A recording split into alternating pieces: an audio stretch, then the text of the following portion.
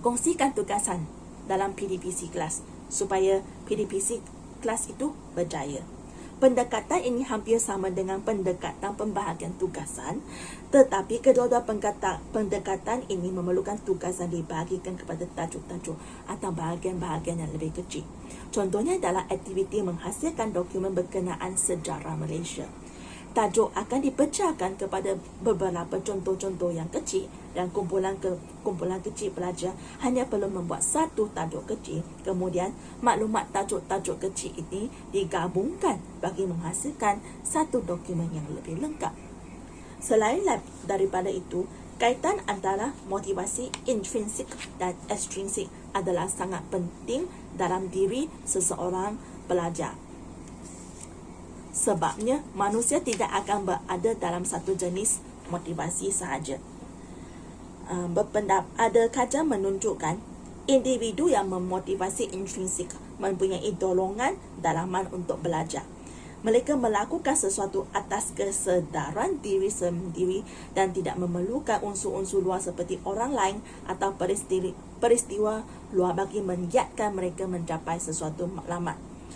Manakala sebaliknya orang yang bermotivasi ekstrinsik tidak beryakin tentang kebolehan dan kemampuan mereka membuat keputusan.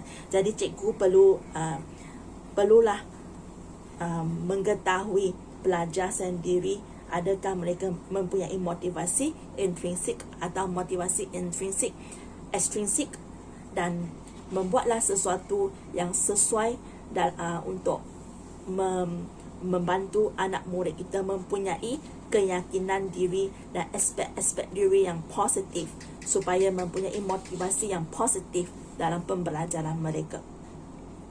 Seseorang pelajar yang mempunyai pendirian yang dinamik adalah sangat penting kerana dia dapat menentukan perasaannya sama ada positif ataupun negatif. Ini dapat membantu pembelajarannya berjalan dengan lancar. Jadi kita macam mana untuk memotivasikan pelajar kita supaya dapat membentuk satu PDPC yang cemerlang dalam Google Classroom atau kelas. Buatlah penerangan yang jelas sebagai guru. Kajian menunjukkan kebanyakan pelajar tidak cemerlang dalam kerja rumah dan tugasan kerana mereka tidak tahu apa yang patut mereka lakukan sebenarnya. Jadi dalam aspek ini, guru sepatutnya memberikan sedikit masa untuk menjelaskan perkara berikut. Kenapa tugasan yang diberikan itu penting? Tanya anak murid. Apa kaitan sesuatu subjek dengan kehidupan? Pastikan pengetahuan asas mereka adalah mantap dan beritahu bagaimana hasil kerja mereka akan dinilai. Ini adalah satu prosedur PDPC yang lebih sistematik. Pelajar yang tidak mempunyai motivasi dalaman yang kuat boleh dimotivasikan secara luaran dengan menyediakan pelbagai bentuk ganjaran kepada mereka. Lihatkan apa kebaikan dan kelebihan pelajar kita. Subuhkannya, pastikan mereka mengulangi kebaikan mereka pada lain masa dan pelbagai bentuk ganjaran yang diberikan ialah contoh, hadiah, puji-pujian, pelepasan dari tugas harian dan sebagainya untuk menwujudkan motivasi intrinsik dan ekstrinsik dalam diri pelajar kita supaya PDPC kita dapat berjaya. Tetapkan maklumat pelajar. Setiap pelajar mestinya disuruh tetapkan maklumat mereka untuk setiap mata pelajaran yang diambil. Ikuti perkembangan pelajar dan pastikan setiap pelajar mampu merealisasikan maklumat dalam diri mereka dan ambil berat mereka.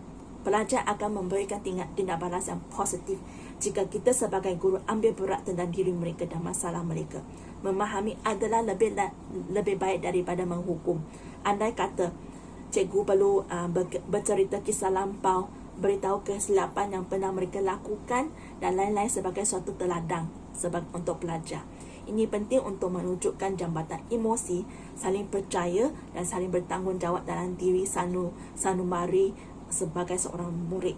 Sekiranya mereka buat kesilapan, pastikan mereka faham semua orang boleh lakukan kesilapan, tetapi jelaskan kepada mereka sejauh mana manusia yang berjaya ialah belajar dari kesilapan. sentiasa tanya apa maklumat mereka, apa perancangan mereka, sejauh mana progres mereka dan apa minat mereka, apa kejayaan pilihan mereka dan sebagainya. Pelajar tidak perhatian sejauh mana anda tahu, sehinggalah mereka tahu sejauh mana anda prihatin terhadap mereka. Tunjukkan sikap yang positif supaya mereka tahu kita benar-benar ambil berat tentang mereka. Pelibatan pelajar adalah penting dalam pembelajaran. Berdirilah di depan kelas dan memberi sarahan untuk memotivasikan mereka. Lambat laun tidak akan meninggalkan sebarang kesan. Rangsangkan pelajar untuk terlibat dalam aktiviti seperti perbincangan, kumpulan, penyelesaian masalah, aktiviti luar, interaksi antara pelajar dan saling membantu. Pelajar akan lebih bermotivasi apabila merasa diri mereka penting dan diperlukan. Oleh itu, libatkan setiap pelajar dalam pelbagai kerja guru seperti mencari biografi orang tertentu dan menyusun atau bilik belajar, mengangkat buku dan sebagainya. Selain daripada itu, memenuhi keperluan pelajar kita. Mereka memerlukan daya hidup, kasih sayang, kuasa memilih, keseronokan dan kebebasan. Misalnya, bagilah peluang untuk mereka memilih 1 dari 2-3 tajuk untuk disiapkan sebagai tugasan, atau 1 daripada beberapa aktiviti untuk mereka melibatkan diri dan memberikan mereka kuasa untuk memilih. Adakah juga aktiviti pembelajaran yang lebih seronok kerana bebas menyumbang sebarang idea dalam pembelajaran dan pengajaran kelas. Lebihkan pembelajaran visual adalah sangat penting. Berikan penerangan dalam bentuk visual agar pelajar mampu memahami dan mengingati dengan lebih berkesan dalam PDPC kelas. Gunakan bahasa visual, gambar, rakaran, graf, carta, image, 3D dan sebagainya.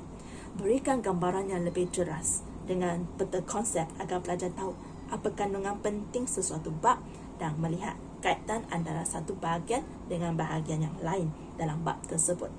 Ini membolehkan pelajar membentuk rangka asas terhadap satu-satu topik baru dan seterusnya, menimbulkan minat dan meningkatkan pemahaman mereka. Selain daripada itu, sebagai seorang guru, kita gunakan pelbagai jenis emosi untuk merangsang pembelajaran dan motivasi mereka. Okey, jadi mereka janganlah malu untuk mempelbagaikan gaya kita dan pendekatan kita untuk menarik minat mereka terhadap apa yang mereka ingin sampaikan. Sebagai seorang guru, hakikat siapa anda tidak penting. Yang penting ialah siapa mereka, anak murid kita pada 10 atau 15 tahun yang akan datang. Mereka akan berjaya, kita akan berasa bangga. Selain daripada itu, ajarkan mereka strategi dan teknik. Belajar itu mudah. Pecahkan sebarang halangan mental terhadap mata pelajaran akibat terpengaruhi oleh pendapat orang dalam diri pelajar kita. Misalnya, ramai pelajar percaya bahawa matematik itu susah. Pecahkan halangan mental ini. Selepas itu, kita perlulah terima pelajar kita. Pelajar ini sama ada mereka rajin, pandai, malas atau kurang cemerlang dalam pendidikan pelajaran mereka. Kita berikan layanan yang adil dan saksama supaya mereka dapat menerima kenyataan dan membuat penambahbaikan dalam prestasi mereka tanpa dipengaruhi oleh emosi yang negatif. Yang seterusnya ialah kita berikanlah kata perangsang kepada pelajar kita. Ulangi kata-kata ini, lekatkan kata-kata ini dalam kelas supaya ianya lazim dalam pemikiran pelajar. Contohnya, doing the best at this moment puts you in the best place for the next moment. Nobody plan to fail, but many fail to plan. So let's plan our work and work our plan. And problems and difficulties give us the chance to become stronger and better and tougher. Selain daripada itu, amalkan prinsip 3F semasa PDPC dalam kelas sebagai seorang cikgu, iaitu tegas, saksama dan mesra. Diharapkan langkah-langkah yang saya berikan adalah berguna dan efisien sebab untuk menjadi contoh sebagai seorang guru mewujudkan suasana PDPC yang baik dalam PDPC harian mereka. Sekian, terima kasih.